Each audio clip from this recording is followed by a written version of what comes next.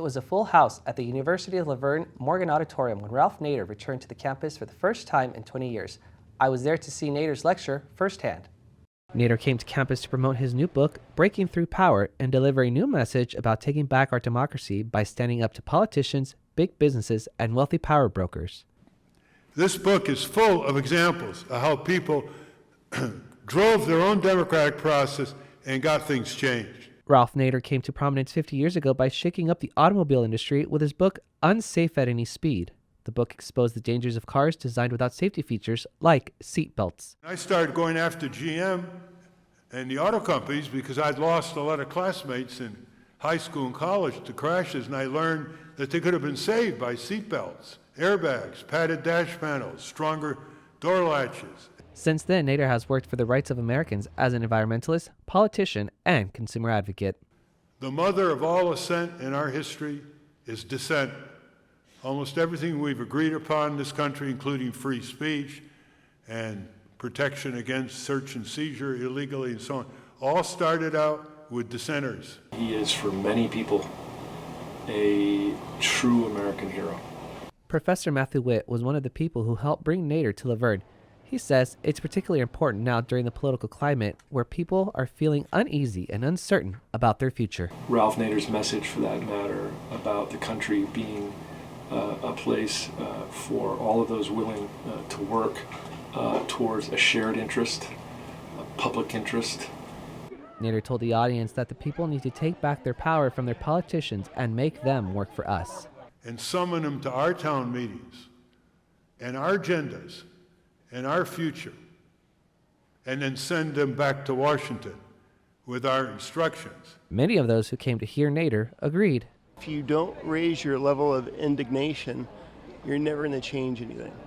And that was an important quote that I took to heart. I think Mr. Nader said it well, act, be active, don't wait for other people to do it. And information is your best weapon. Know the facts, not the alternative ones, but the facts. Nader's not only an activist, but an icon. And at 82 years old, he has been putting the pressure on corporations and the government for decades, and he shows no signs of slowing down. Heavy rains this winter brought lush green hillsides, but as summer approaches, these plants will turn dry and create a fire hazard. Reporter Michael Hernandez has some tips on how to protect your property. First, we had a drought of historical proportions. Then, the rain came, and it kept coming until now more than 75% of the state of California is out of the drought emergency. With summer-like temperatures already forecasted for the next couple of weeks, fire officials are asking foothill residents to start clearing the brush around them and their property to create a buffer between them and a fire.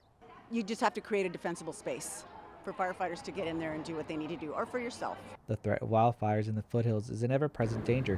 When the massive Colby fire struck in 2014, it burned through nearly 2,000 acres and destroyed 4 homes. That fire came to our property, and it actually sounded like a tornado. Some residents aren't waiting for that to happen and have already begun following the recommendations of the city and fire department. We have prepared our specific property to keep growth away from the home and to keep vines off the roof.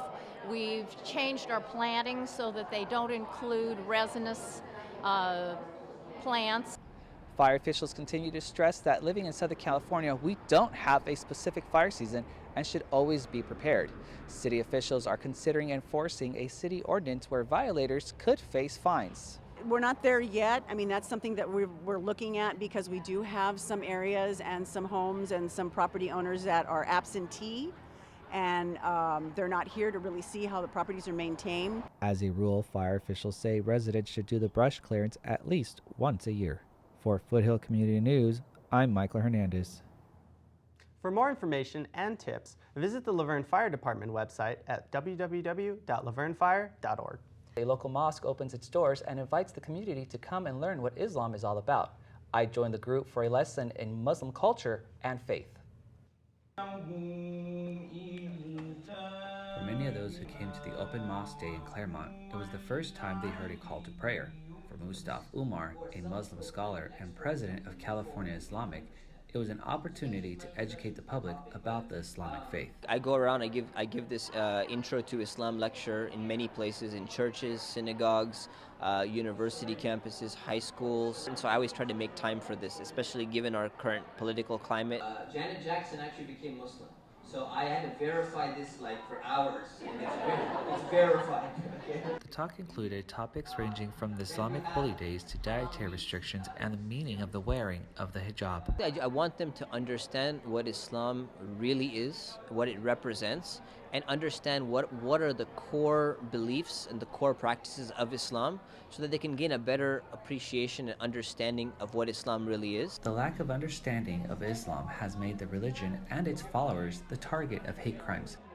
The Islamic Center of Claremont was among 5 California mosques to receive hate letters threatening their community last November. We were saddened by it, and of course we felt a little bit threatened and worried about it. But I tell you what happened afterwards was amazing. We got tremendous amount of support from local, even as far as Indiana. We got some support letters. Jan Chase is a minister at the Unity Church in Pomona and is involved in the interfaith community. She says it was important that she and members of her congregation support the event. Because that's how we create peace and understanding. Otherwise, we're living in fear, and we're giving into fear, and fear is what wrecks the world. After the lecture, community members were treated to dinner and henna body painting. The mosque plans to have another open mosque day in 6 months. For more information about the Islamic Center or to plan your visit for the next Open Mosque Day, go to IslamicCenterofClaremont.org. Topping our news, well, you have to dig a little deeper into your pocket if you ride the Foothill Transit System. Reporter Michael Hernandez says fares are going up, and he has the details and information on other proposed changes. Starting in October, the cost of riding a Foothill Transit bus will cost 25 cents more. It may not seem like much, but Tiffany Young says it will affect her daily commute from Pomona to Riverside. The bus is supposed to be a cheaper alternative to, regular street traffic. Everything's going up, but not, the cost of living, not the wages, so it's gonna hurt. According to Foothill Transit spokesman Felicia Friesman, the rate hike is due to the cost of operating buses and several other factors. Gas prices don't go down, they do tend to just continue to go up. So we do have to accommodate new cost challenges with that. She also says as people move in and out of different areas, it also impacts the transportation needs. And we're trying to accommodate those shifts while still being fiscally responsible. And in order to do that, we do have to make changes in our fares. The increase will only affect those paying cash. If you are using the Transit Access Pass or the tap cards, the fares will remain the same. The Foothill Transit Board was thinking about eliminating 4 bus routes, but customers spoke out against it. We're making some rerouting changes based on customer concerns, but overall, it's some efficiency changes and some rerouting changes and not a lot of cancellation. Foothill Transit has not yet finalized any of its proposed changes, but will do so in the next couple of weeks. If approved, the changes will go into effect October of this year. For Foothill Community News, I'm Michael Hernandez. It is becoming more and more difficult for students to follow their dreams of going to college.